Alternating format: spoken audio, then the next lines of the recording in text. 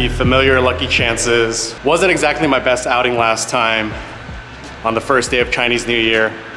It is still a Chinese New Year celebration. It's actually a 2-week affair. Today's Thursday the 18th. It's actually known as everyone's birthday today. Plus, with the number 8 in the date, feels like it should be a better luck day. So hope to run it up today.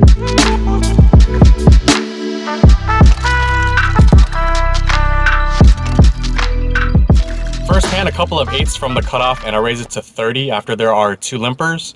And I get calls from the button, small blind, and middle position. 4 ways to a flop of king 8-3 with 2 clubs and a diamond. I flop the effective nuts on a flush draw board. Small blind leads for 70 with roughly 600 back. Middle position calls with roughly 250 back. And although there is a flush draw, I decide to play tricky and just flat. Button folds, and we're going 3 ways to a turn of a queen of spades. Action checks to me. I fire 260. Small blind doesn't think too long and jams for his $600 total. Middle position tank folds, and I make the quick call. He asks if I have 2 pair, to which I respond that I have a set. River comes a queen of diamonds, so I fill up. He mucks, and I scoop a pretty big one. Pretty ironic to make this hand, as I mentioned upon arrival, the number 8 being lucky.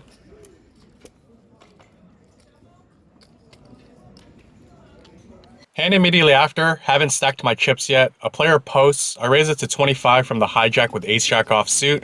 I begin to slide my cards in as I thought no one called, but the big blind does defend. We go heads up to a flop of king, queen, 7, rainbow. He leads for 25. I just flat with the nut shot. Turn comes the 10 of diamonds. So I get there.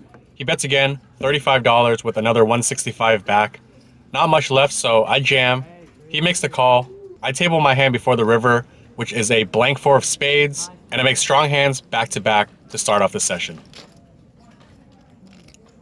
Next hand, low jack limps. I raise it to 25 from the button with ace 4 of diamonds, and the low jack calls. Heads up to a flop of ace 5-3 with 2 hearts and a spade. He checks, and I decide to play tricky and check back. Turn comes a 3 of clubs. He checks. I bet 20, and he unexpectedly raises to 75.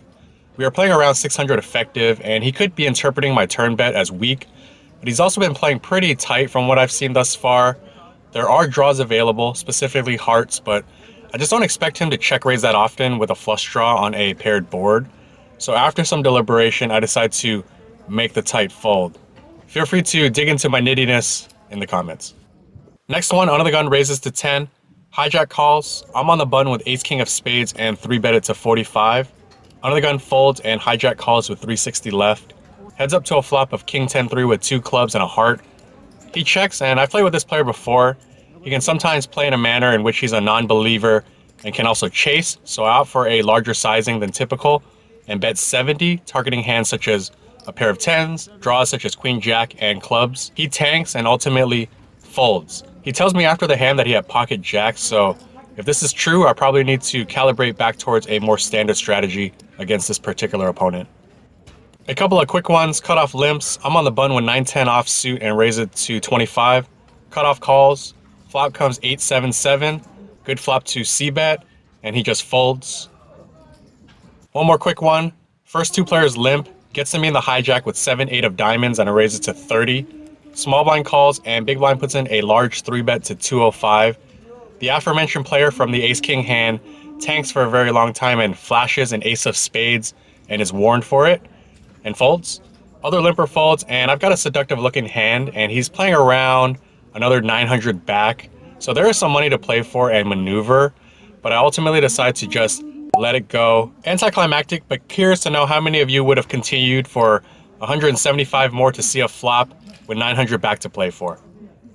Next hand, under the gun posts and checks. I raise it to 25 from the hijack with pocket jacks.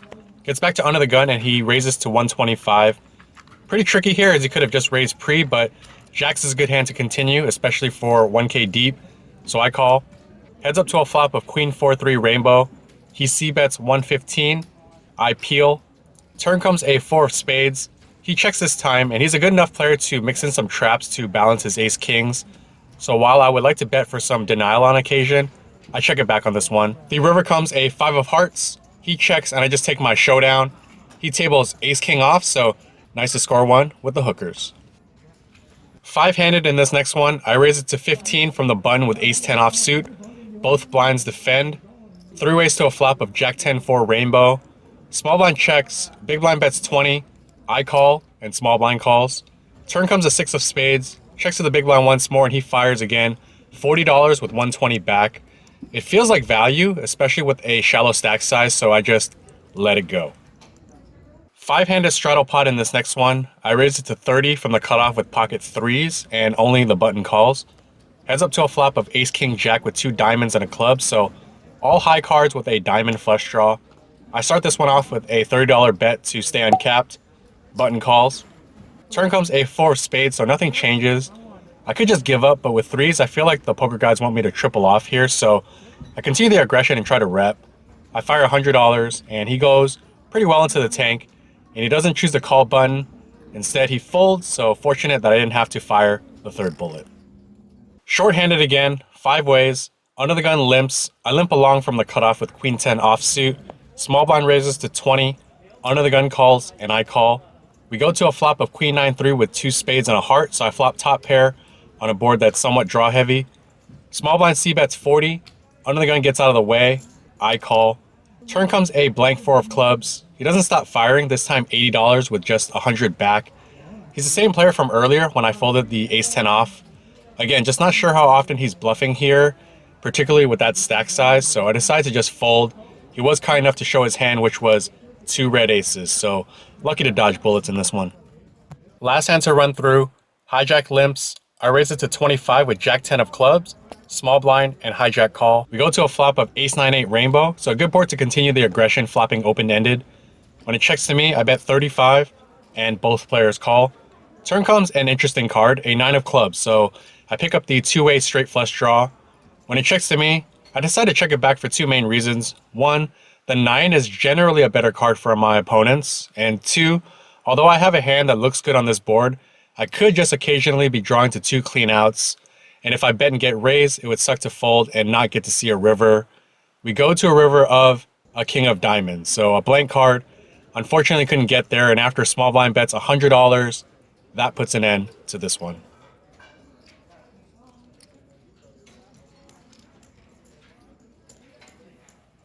All right, so that caps it off for this one. Got off to a hot start and pretty much navigated fairly even throughout the rest of the session, with the exception of the pocket jacks hand that held up against ace king. Got in the game for $900, out for $19.18, so book a profit of $1,018. So a nice bounce back win in this one. Hope to keep the momentum going and continue to build from here. So not much else to say about this one. I do want to take a quick moment to thank the team at Lucky Chances. When I first started vlogging, I didn't do hole cards for a variety of reasons, one of which was that it's a bit restrictive in most card rooms, but Lucky Chances has really embraced this vlog project, namely Mike Sweeney that helped set up the meetup game that we had over a year ago now. But just want to say thank you to the team. It really helps to have a home card property that I feel comfortable playing at and vlogging from. Everybody that I meet at Lucky Chances has been super nice as well, so just going to continue to keep it going. And pre-pandemic, I did play at other card rooms such as Bay 101 and Casino Matrix, and I didn't get the same courtesy, if you will, in terms of filming at the table. So not sure what's going to happen when they reopen, if they'll be more open to the idea, but if not, I'm perfectly content to continue vlogging from Lucky Chances, as well as other locations that seem to be okay with it: Grayton, Thunder Valley, and California Grand. So yeah, just wanted to put that out there, and that's going to wrap it up for this one. I'll see you guys on the next one.